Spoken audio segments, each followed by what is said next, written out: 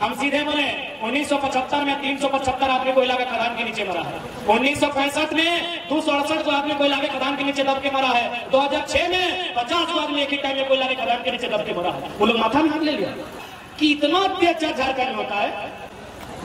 तो बोला आप लोग का लीडर क्या करता है? हम बोले लीडर को खुद लीडर का फुल फॉर्म नहीं मालूम है, लीडर का स्पेलिंग नहीं मालूम। और तीसरा बार में नीति को सही लिखे हैं, इसलिए आज भी पढ़े लिखे हैं, इसीलिए चुनौती दे रहे हैं। हमारे पास 101 MP MLA हैं, अगर वो केवल नीति को लिख देंगे हम लोग वचन देते हैं पॉलिटिक्स नहीं करेंगे।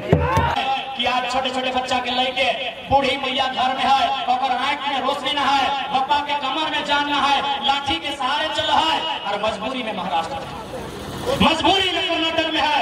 आज तक समस्या के समाधान नहीं बने, पॉलिसी नहीं बने के कारण, पॉलिसी नहीं बने के कारण, नीति नहीं बने के कारण, जिस दिन नीति हमने के नेता सबकी नीति ठीक भाई देता है, जननायक नियम ठीक भाई देता है, इस राज्य झारखंड राज्य बहुत खुशहाल राज्य है। बिल्कुल सही बात वाली। हमने जब महाराष्ट्र के लिए तो 7 दिन में 3 को प्रवासी मजदूर यहाँ आए, वापस चले 3 को प्रवासी मजदूर, अपन जान गवाए के, अपन जान गवाए के 3 को प्रवासी मजदूर वापस चले। मैं महाराष्ट्र में दिन हम मराठी सबसे बैठ लिए, सब पढ़ल लिखल लगले, 2-4 को अधिकारी भी लगले, ओखरी से बैठे चर्चा कर लिए कि आपके बगल में नागपुर में वेस्टर्न कोलफील्ड लिमिटेड है, बताइए कितना कोयला का दुर्घटना हुआ है जिसमें लोगों का जान लगा है। बोला हम लोग को याद नहीं है। हम बोले हम 1 सप्ताह पहले 3 को महिला दब के मर गई, हम मुआवजा भी लाते हैं। बोला ऐसा होता है झारखंड में? यानी हमारे दर्द को कोई जानता भी नहीं है। वहां भी कोयला का काम होता है। पूछे क्या आपके राज्य में एक आध भी ऐसी घटना घटी है जो आपको याद है कि लोग खदान में दब के मर गए, या पत्थर उनके ऊपर गिर गया, या कोयला में आग लगा मर गए? बोला ना, पूरा सेफ्टी से काम होता है, पूरा नियम से काम होता है, गाइडलाइन फॉलो करते हुए काम होता है। हम सीधे बोले 1975 में 375 आदमी कोयला के खदान के नीचे मरा है। 1965 में 268 आदमी कोयला के खदान के नीचे दब के मरा है। 2006 में 50 आदमी एक ही टाइम में कोयला के खदान के नीचे दब के मरा है। वो लोग माथा में हाथ ले लिया। मराठी जो लोग से बात कर रहे थे वो लोग सर में हाथ लिया कि इतना अत्याचार झारखंड होता है, इतना अन्याय होता है। हम बोले हाँ, इससे भी ज्यादा अन्याय होता है। तो बोला आप लोग का लीडर क्या करता है? हम बोले लीडर को खुद लीडर का फुल फॉर्म नहीं मालूम है, लीडर का स्पेलिंग नहीं मालूम। यानी आपकी दर्द और पीड़ा को कोई नहीं जानता है। चौपारण का पीड़ा चौपारण में ही खत्म है, बगोदर का दर्द बगोदर में ही खत्म है।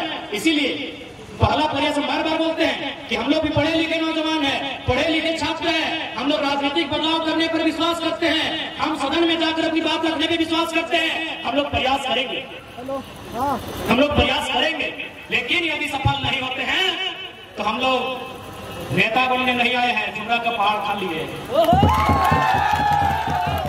छोड़ेंगे नहीं, सबका हिसाब करेंगे। इन 23 सालों के झारखंड में जितना लूट मचा है सबका हिसाब किया जाए।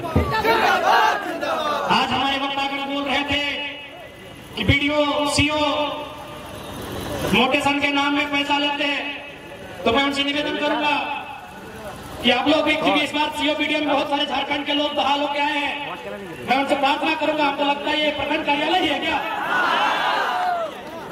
एकदम सीधा सीधा खड़ा कर दिए हैं। मैंने एक फुटबॉल का किक की दूरी में प्रखंड कार्यालय है। हो सके BDO साहब नहीं होंगे, उनके कर्मचारी लोग होंगे, और अगर हैं तो कोई दिक्कत नहीं। हम आपसे कोई युद्ध करने नहीं आए, आपकी कुर्सी लेने नहीं आए हैं। ऐसे भी हम लोग को BDO की कुर्सी में इंटरेस्ट नहीं है, हम लोग तो दिल्ली का तमन्ना है। तो मैं BDO साहब आपसे हमने रिक्वेस्ट करूंगा, खिड़की खोल के आप भी सुन सकते हैं। आपसे हम युद्ध करने नहीं आए, आपके संदेश देने आए हैं। संडे है, अरे कोई नहीं, संडे में कोई ना कोई होगा तो। अरे आवाज बदले ना होगा,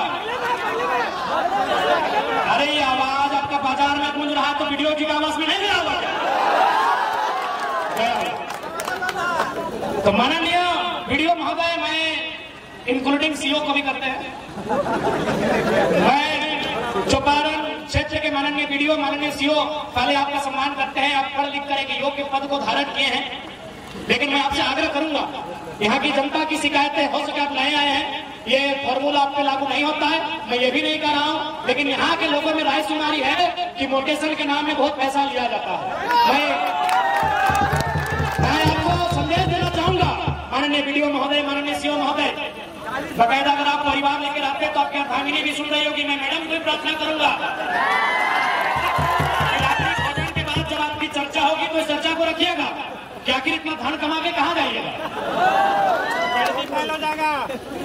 सिकंदर तो आप पढ़े होंगे, चूंकि आप पढ़े लिखे लोग हैं, वीडियो है तो ऐसी बात है, मिनिमम आप ग्रेजुएट होंगे ही, मिनिमम ग्रेजुएट है, अधिकतम डॉक्टरेट हो सकते हैं, उससे ऊपर डिग्री नहीं होती है।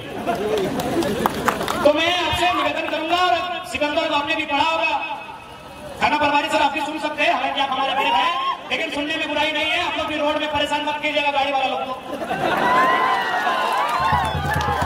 तो सिकंदर साहब, उनका ख्वाब था दुनिया को जीतने का।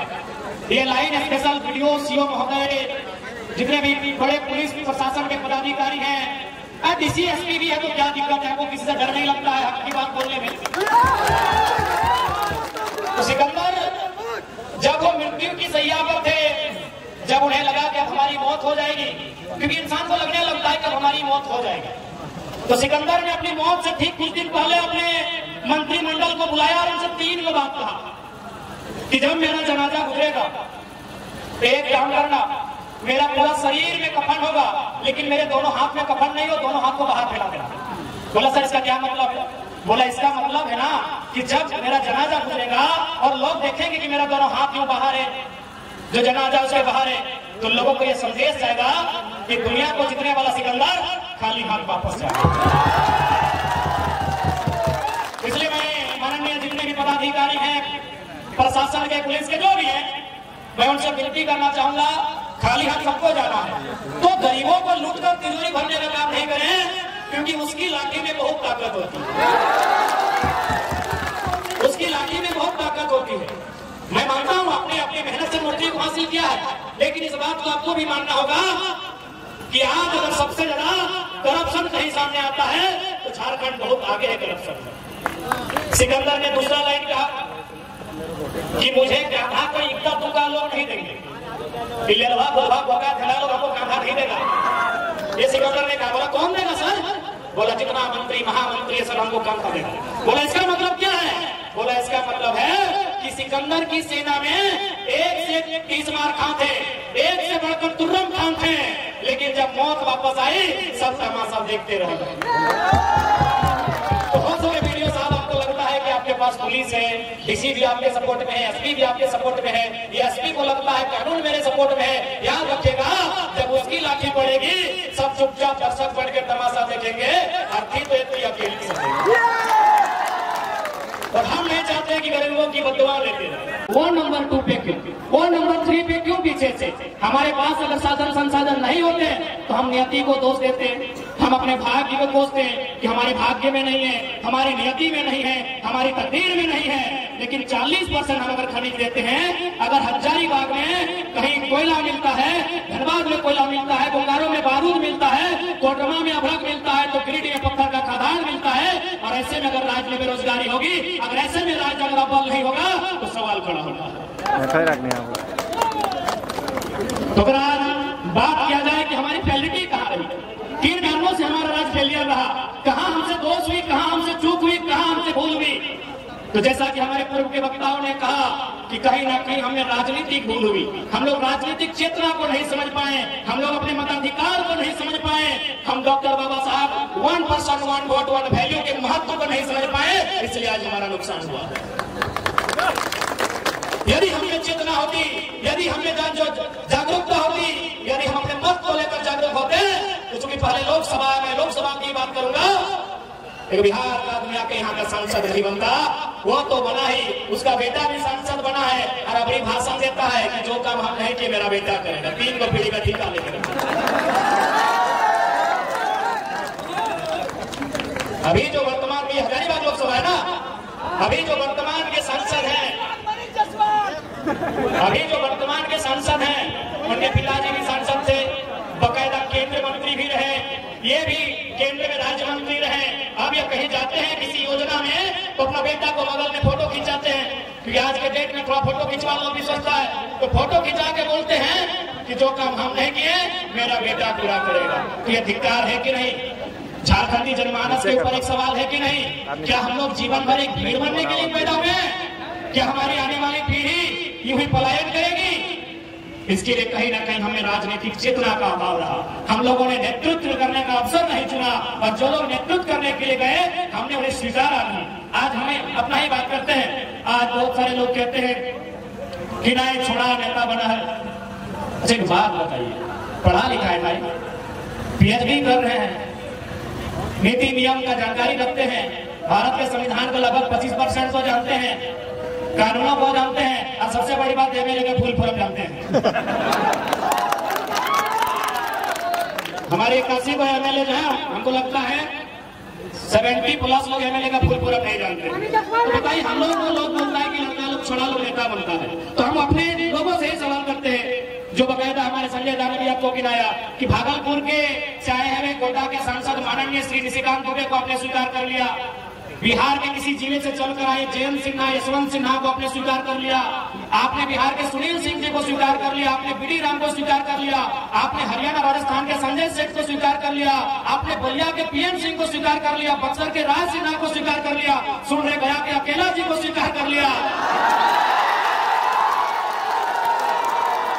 लेकिन झारखंड की गली का कोई बेटा आया है जो आज दिल्ली को, अरे दिल्ली नहीं महाराष्ट्र मायानगरी को थरथरा के आया है, स्वीकार नहीं।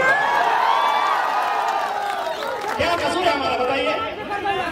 आप इधर गोड्डा के सांसद को बिहारियों को स्वीकार कर लिए, हरियाणा को स्वीकार कर लिए, यूपी वाला को स्वीकार कर लिए, कांके का विधायक है आपका राजस्थान का, अरे आप छोटे इंडिया वाला को अपने झारखंड में स्वीकार कर लिए, और इसी झारखंड का 12 की मिट्टी में पलने वाला एक बेटा खड़ा हुआ है, आप लोग बोले छोड़ा नेता बन, तो बने तो की दिक्कत हो, बने तो की दिक्कत हो।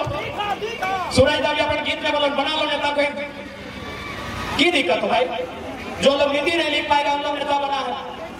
मैं आज यहाँ आवाम के बीच कहूंगा, मैं बकायदा आज मीडिया बंधु का ना मैं आपके सामने कहूंगा, हमारे पास 81 विधायक, 14 सांसद, 6 राज्यसभा सांसद है, अगर वे लोग नीति 2 अक्षर में आता है, अगर नीति को शुद्ध लिख देंगे तो हम कल ही वापस ले लेंगे आंदोलन को, हम लोग किसी प्रकार की राजनीति में। मैं चैलेंज करता हूं, अगर 100%, मैं बार बार कहता हूं कुछ लोग ईमानदार होंगे, कुछ लोग पढ़े लिखे भी होंगे, इसलिए मीडिया का मेरी बातों को नेगेटिव ना चलाए, मैं 100% की बात कह रहा हूं। अगर झारखंड में जो हमारे 81 एमएलए हैं, 20 सांसद हैं, अगर वो नीति को 2 अक्षर में आता है, 2 लेटर में नीति हिंदी में लिखा जाता है, अगर वो नीति को शुद्ध रूप से लिख देंगे, मैं वचन देता हूं हम लोग पॉलिटिक्स नहीं करेंगे। करने नहीं यार, इतना आसान है क्या? 9 में हंसी होगा कि 9 में तुर्की होगा? सुरती लेख में 2 बार गलती की, 3रा बार नीति लिखे थे। सुरती लेख समझते हैं ना? हाँ, बचपन में तो हिंदी में हम लोग को सुरती लेख का चढ़ता था टेस्ट, और अंग्रेजी में स्पेलिंग टेस्ट। तो सुरती लेख में नीति को हम भी 2 बार गलत लिखे थे, समझ में नहीं आता था कि हंसी किसमें होगा, दीर्घी किसमें होगा, और 3रा बार में नीति को सही लिखे हैं। इसलिए आज भी पढ़े लिखे हैं, इसीलिए चुनौती दे रहे हैं। हमारे पास 101 एमपी एमएलए हैं, अगर वो केवल नीति को लिख देंगे, हम लोग वचन देते हैं पॉलिटिक्स नहीं करेंगे। अब आप बताइए कि जो लोग नीति नहीं लिख पाते हैं वे लोग नेता बन के बैठे हैं। आप इसी भीड़ में पढ़े लिखे लोग हैं, कोई ग्रेजुएट किया है, कोई मास्टर्स किया है, कोई एलएलबी किया हुआ है, कोई पीएचडी किया हुआ है। इसी मंच में जितने लोग हैं मैक्सिमम पढ़े लिखे लोग हैं, कम से कम तो ग्रेजुएट किए हुए हैं पत्रकारिता के क्षेत्र से। अब ये लोग अगर उम्मीद लगाएंगे कि जो शख्स नीति नहीं लिख पाता है वो हमारे राज्य का कर्णधार बनेगा, वो हमारे राज्य का जीर्णोद्धार करेगा, वो हमारे राज्य का उद्धार करेगा, हम गलत फहमी में हैं। इसलिए आज आप, ये कोई मजाक नहीं है, एक तोपचाची प्रखंड छोटा सा गांव है मेरा, मिट्टी का घर है मेरा, लेकिन आज पूरे राज्य में अगर चर्चा का विषय है तो कहीं ना कहीं नीति का संदेश है, कहीं ना कहीं उस शक्ति का संदेश है जिसे आप कोई ईश्वर के रूप में मानता है, कोई अल्लाह के रूप में, कोई रब के रूप में, कोई प्रकृति के रूप में, जिस रूप में आप मानते हैं, कहीं ना कहीं उसका संदेश है कि एक साधारण सा लड़का आज चौपारण की धरती में मंच के बीच खड़ा है, जहां अगर कोई पॉलिटिकल लीडर आ जाए इतनी संख्या में लोग नहीं जुटेंगे। यानी नीति क्योंकि आज मैं कुछ दिन पहले महाराष्ट्र गया था।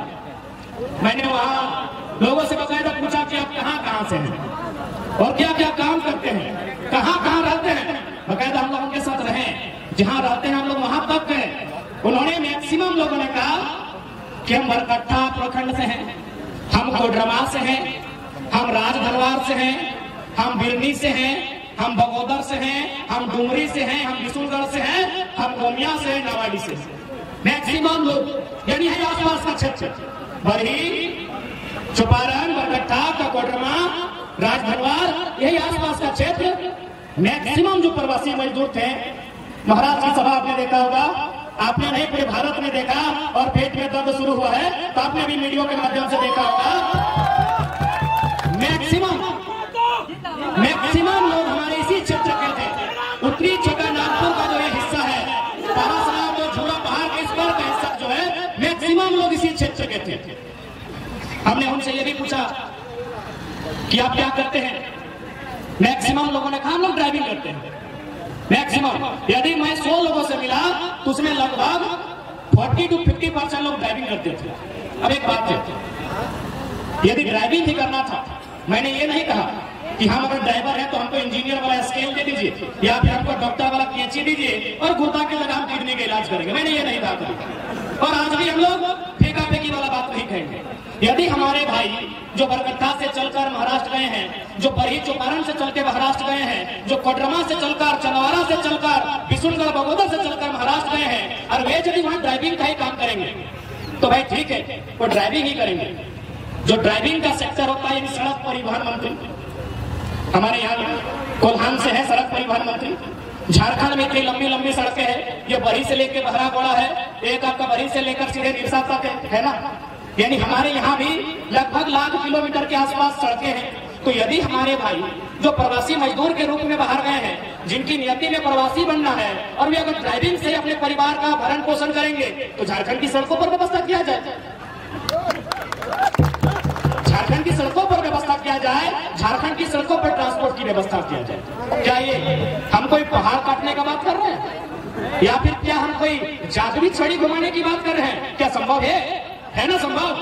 क्या ट्रांसपोर्ट की व्यवस्था, जो आज अगर लाखों हमारे लोग प्रवासी मजदूर के रूप में महाराष्ट्र में टेम्पो चलाते हैं, महाराष्ट्र में कार चलाते हैं, टैक्सी चलाते हैं, तो इन्हीं सड़कों पर ट्रांसपोर्ट की व्यवस्था किया जाए। और बिल्कुल मजदूरी में तो 100%, अरे कम से कम IAS IPS तो छोड़िए, मजदूरी में भी कम से कम झारखंडी को प्राथमिकता नहीं मिलेगी तो शख्स कहां जाए। उसके बाद एक सेक्टर से मिला हुए लोग माइनिंग का काम करते हैं। 10 बाय 10 का कमरा था और कमरे का तापमान इतना था कि आप अगर सूरज के सामने खड़े हो जाएंगे जून महीना में तो सूरज की रोशनी का ताप आपको उतना गर्मी नहीं दे सकता है जितना उस कमरे का ताप था। उन लोगों ने कहा हम लोग माइनिंग का काम करते हैं। हमने कहा ठीक है, आप माइनिंग का काम करते हैं तो माइनिंग तो हमारे भी यहाँ आती है। कोयला की माइनिंग होती है, पत्थर की माइनिंग होती है, अभ्रक की माइनिंग होती है, यूरेनियम की माइनिंग होती है, और भी बहुत सारे पदार्थ है और बहुत सारे तत्व है जिसकी माइनिंग होती है। यदि माइनिंग भी करना है तो 2000 किलोमीटर दूर जाके महाराष्ट्र में क्यों, झारखंड में क्यों नहीं? झारखंड में क्यों नहीं? माइनिंग अगर हमको करना था तो झारखंड में हमको अवसर मिलना चाहिए, हमको झारखंड में अपॉर्चुनिटी मिलना चाहिए। क्या यह कोई हवाई बात है? संभव है, एक नियम बनाना है, सारा संभव है। आज अगर माइनिंग की बात किया जाए तो भारी संख्या में कोयला का माइनिंग होता है। तो आपकी जानकारी के लिए हम बता दें, मेघालय की बात करें, मिजोरम की बात करें, तो वहां क्या होता है, कोऑपरेटिव सोसाइटी के माध्यम से माइनिंग होती है, यानी रेतों को राइट मिलता है। तो भाई अगर हम माइनिंग की बात करेंगे, अगर हम मजदूरों की बात करेंगे, नीति नियम की बात करेंगे, तो उसके लिए भले आज हम माइक में भाषण के रूप में बात कर रहे हैं, आज हमें मीडिया वाले कवरेज कर रहे हैं, लेकिन हमारी बात की गरिमा, हमारे बात का महत्व तब होगा जब दिल्ली में हमारी दस्तक हो।